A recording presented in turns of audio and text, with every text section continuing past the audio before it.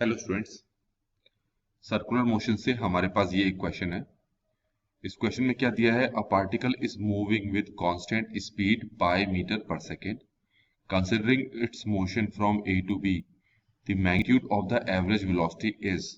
आपको average velocity find करनी है।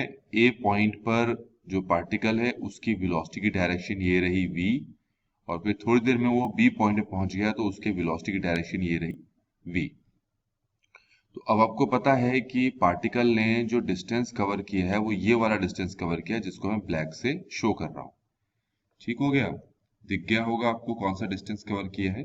ये वाला, ये डिस्टेंस कवर किया है।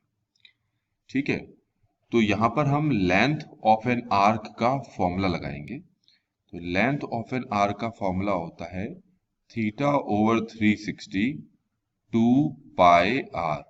ध्यान रखें, यहां पर आर क्या है? इस सर्कुलर पाथ का जो है ये रेडियस है। ठीक है, तो लेंथ ऑफ एन आर्क में थीटा की जगह अगर मैं 120 रखता हूं तो ये हो जाएगा हमारे पास 1/3 2 पाई आर। तो ये तो हो गया ये वाला डिस्टेंस यहां से यहां तक, क्योंकि जो पार्टिकल है उसने यही तो डिस्टेंस कवर किया है। अब हम फाइंड आउट करते हैं कि इस डिस्टेंस को कवर करने में पार्टिकल को टाइम कितना लगा। तो टाइम का फॉर्मूला होता है डिस्टेंस ओवर स्पीड। तो डिस्टेंस हमारे पास है 2 पाई आर ओवर 3, और स्पीड जिस स्पीड से कवर किया वो स्पीड है v। और इसको थोड़ा सा सिंप्लीफाई कर लेते हैं तो ये हो गया time equal to 2 pi r over 3v। तो अब हमें पता लग गया कि a से b तक पहुंचने में पार्टिकल को टाइम कितना लगेगा। अब यहां पर अगर आपने ध्यान दिया होगा तो आपको एवरेज वेलोसिटी के बारे में पूछा है, एवरेज वेलोसिटी के बारे में। ठीक है, तो एवरेज वेलोसिटी का फॉर्मूला होगा आपका डिस्प्लेसमेंट ओवर टाइम। तो यहां पर ए और जो ये बी दिख रहा है आपको, मैं इन दोनों को क्या करता हूं, ज्वाइन कर देता हूं। तो ये है आपका डिस्प्लेसमेंट, और इसको आपको यहां पर फाइंड करना है। तो एवरेज वेलोसिटी हो गया एस ओवर टी। तो एस क्या है? यहां से जो रेड कलर से मैंने डिस्टेंस शो किया है ये है एस, और इसको मुझे यहां फाइंड करना है। अब कैसे करूंगा जरा आप ध्यान से देखेंगे। मैंने एक लाइन तो ये ज्वाइन कर ली और ड्रॉ कर ली, दूसरी में ये कर लेता हूं। अब आपको पता लग गया होगा कि ये जो एंगल है ये एंगल हो गया 60। ये चीज कितनी है? आर, और यहां से यहां तक को मैं इसको मान लेता हूं एक्स। तो अब आपको ये एक राइट एंगल ट्रायंगल दिखाई दे रहा होगा। राइट एंगल ट्रायंगल ये आपको दिखाई दे रहा होगा। कहाँ दिखाई दे रहा है जरा देखेंगे। ये रहा राइट एंगल ट्रायंगल, ये मैं फिर से रिप्रेजेंट कर देता हूँ। ये रहा राइट एंगल ट्रायंगल, और इसमें मैं अप्लाई करता हूं साइन 60।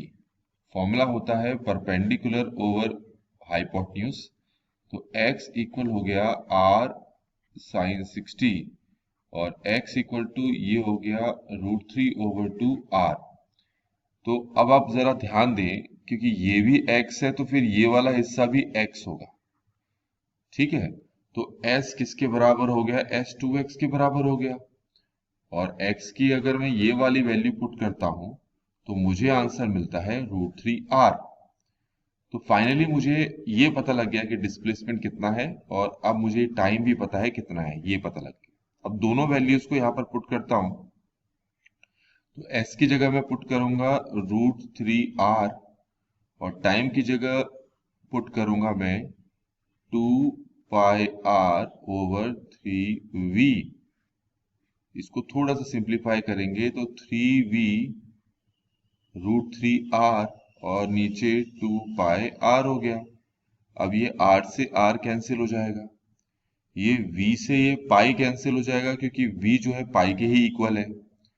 तो आपको मिल गया 3/2 √3।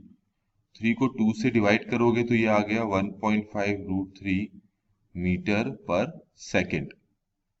तो इस तरीके से बच्चों ये वाला जो क्वेश्चन है इसका आंसर है 1.5 √3 मीटर पर सेकेंड, और ये क्वेश्चन यहाँ पर कंप्लीट होता है।